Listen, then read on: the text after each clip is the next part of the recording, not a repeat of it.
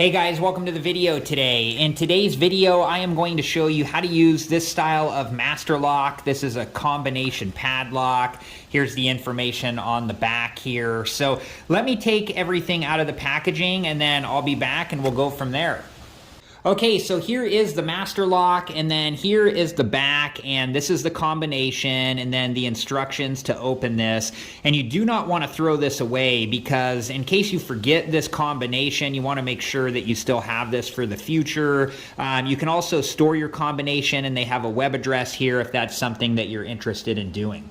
Okay, so I've removed the tag and we're going to store this somewhere safe for the future. That way, if we do forget the combination, we can refer back to the tag to get the combination.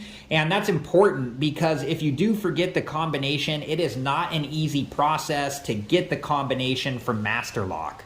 Okay, so we're going to verify that the lock is closed, and it is, and then we're going to start by turning the dial to the right 3 times. So we started on 0, so we're going to go to 0 3 times by turning to the right, and then we're going to continue turning to the right until we get to the first number, which in this case is 3. Now we're going to turn to the left, and we're going to go past 3, where we started, and go to the next number, which is 13.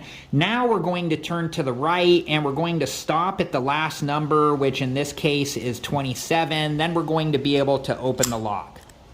Okay, and when you lock the lock, you want to make sure to test it. That way you know that it is locked. And then I also like to turn the dial. That way nobody knows the last digit of your combination.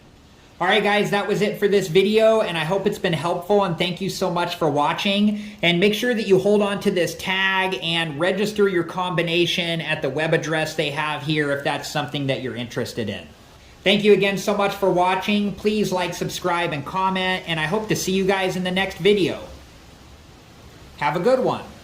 Thank you guys for watching. Please like, subscribe, and comment, and if you have the time, check out these other great videos.